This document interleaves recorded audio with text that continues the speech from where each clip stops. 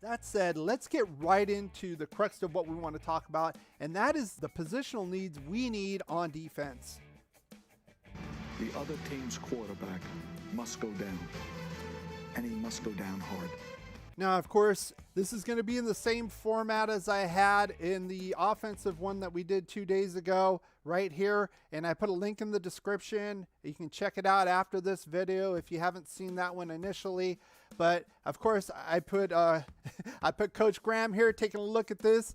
And there are some lingering issues here, some obvious ones right here. Number one, we do not have a defensive tackle on the active roster as far as active contracts. Again, I'm not going to talk about futures. We have one guy on a practice squad contract. I'm not going to count that guy. So basically, we have nobody at the defensive tackle position right now and our active roster. So of course, that's where I'm going to start, and that's where you guys voted the most as well. It makes sense. Now, there could be a chance we could sign some of these guys back now. McCoy had that knee injury. He had injuries before. He might be done for his career. He had a great career. Darius Feinlein had an injury as well. I think he still has some left in the tank, obviously.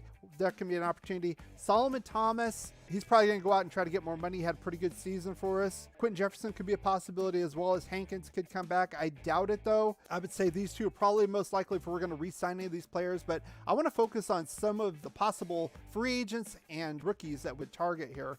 Now, the first one I'm going to talk about is Larry Ogun Joby.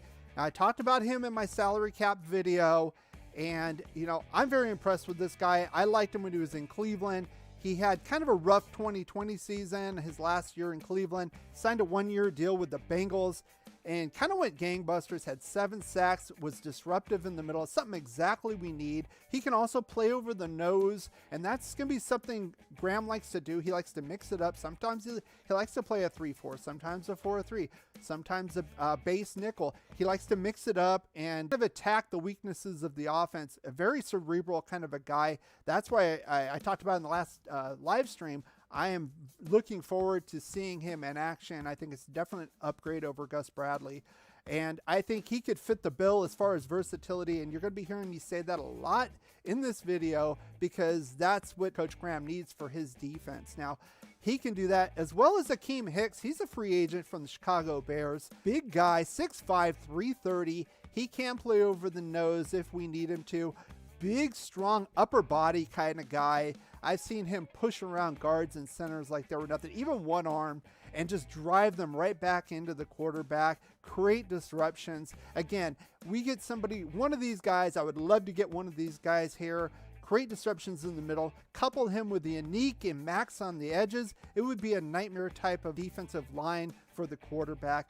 And then I have a couple of these rookies. So, of course, we're going to talk about Jordan Davis. They call him Godzilla. Big kid, 6'6", 340, University of Georgia, a big mountain of a man. He would absolutely fit into any nose tackle 3-4 scheme. My only concern with this is he might be a little too slow for the NFL game, but if you were to combine him with one of these guys and then these guys on the edge, oh my goodness, it would be ridiculous. It would be unbelievable, I think. And then another guy I've been taking a look at is Fodarian Mathis from Alabama. Now, he's basically a 3 technique, not necessarily a nose tackle. But again, I would be hoping that we get at least one of these guys in free agency who can jump into the nose tackle position when needed. I don't think we're going to play a 3-4 all the time. I think he's going to bounce it back around. Frankly, I don't think we have the personnel right now to play like a base 3-4. And with the league being pass happy as it is, I think being in a nickel makes more sense than having an extra DB out there. So, but you still need to stop the run. You still need interior pressure on the quarterback. Don't let him stay in that pocket. So I think that one of these guys and maybe one of these guys or another guy in the draft could help us boost the defensive tackle position immensely and help out our edge rushers as well. Now, the second position, it's going to be the same one as you guys said, and that's going to be cornerback position here. So let's take a look at this. Casey Hayward's a free agent, likes Gus Bradley's system. He was brought in by Gus Bradley, had a good year. He's going to want to get a little bit more money. I don't think we're going to pay him. He might end up with the Colts, who knows, but I don't think he's going to stay on. Trayvon Mullen's been injured off and on. We really need a solid cornerback on at least that side of the ball. Casey Hayward played well. I played over his contract, let's face it. I mean, he came in here as a vet, had an off year, and really showed up. So good to him. Good for him to get paid, but I don't think we're going to be the ones paying him. So here's some of the names. Of course, I got to put the two big names here, J.C. Jackson, Stephon Gilmore. Of course, Patriots, former Patriots, but very good at what they do, but we're going to have to pay for it. So that's going to be the question. Are we willing to pay $15-20 million a year for that top corner? I'm not so sure about that. I will do a future live stream on what I would do with all of this that I talked about to try to set up the team the best way I can. I'm not so sure I'd want to pay that much money for J.C. Jackson, $21 million. That's about how much Derek Carr is scheduled to make next year. I know a lot of, especially the haters don't like that. Oh, he's making too much money. You're going to give this guy a cornerback? That, to me, it doesn't make any sense. Maybe so if you had a quarterback on a rookie contract and you had more cap money, but we're going to have to extend him. We're going to have to extend Hunter Renfrow and Max Crosby this year. So I'm not so sure about that. So I kind of put some lower price options here. Pretty good guys. Steven Nelson from the Eagles. Been in the league a few years. Was with Kansas City Chiefs. Kind of bounced around.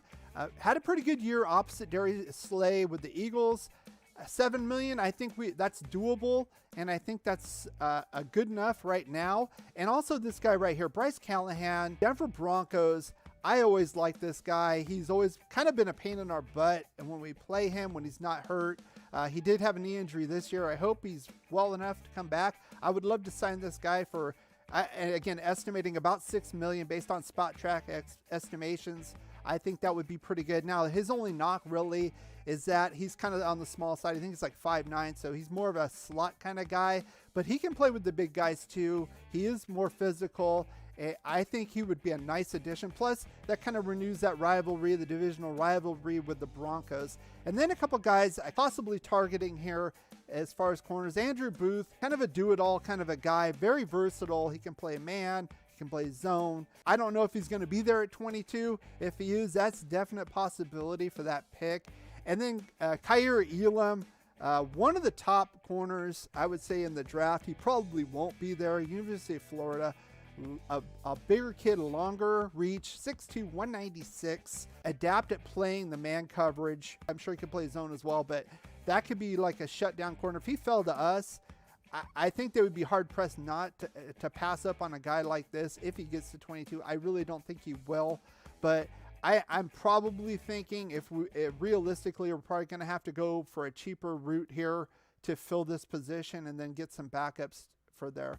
Now, the third position I'm going to talk about now, you guys voted for strong safety, number 3. To me, I think they were okay. I think Jonathan Abram has his moments. Of course, he got hurt again. I don't know what's going on. We have the option to pick up his 5th-year option. That's why this is in orange. Dalvin Levitt played all right. Teamer played all right.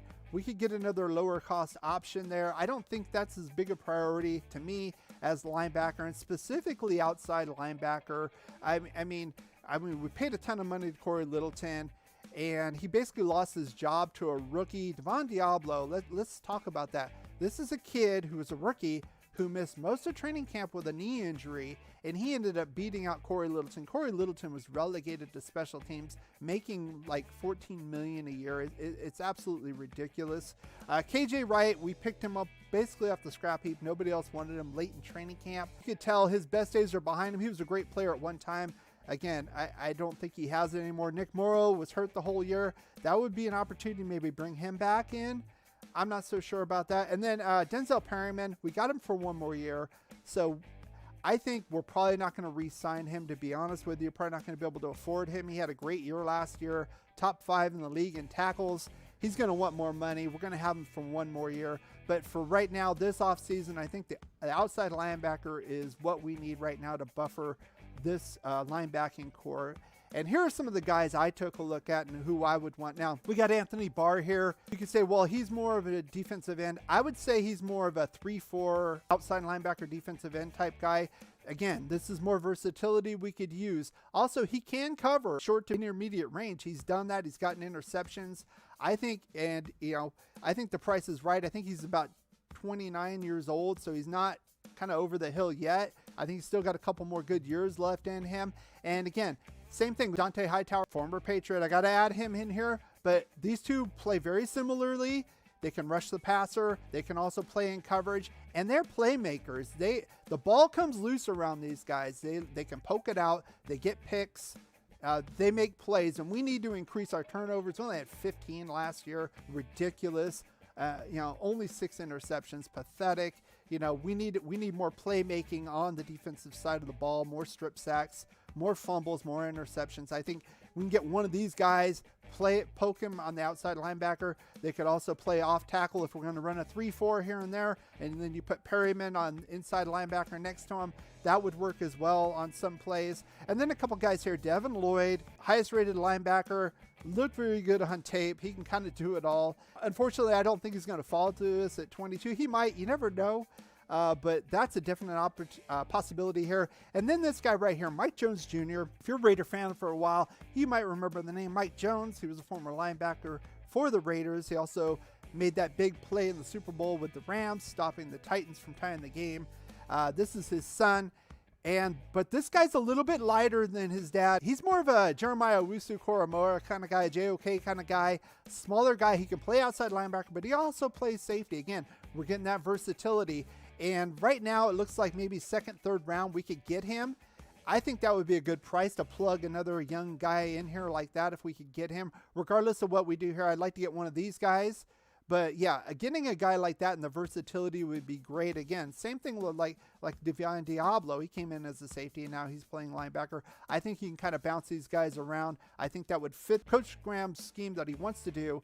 And I think if we can secure this, we can even be a better defense. Again, remember, we were a kind of a middle of the road defense. We sucked the year before. This could be an opportunity, especially if we can get some interior pressure here. This could be something special. When you have great coaches, then after you have great coaches, you get great players. You have a great organization, and you tell them one thing: just win, baby.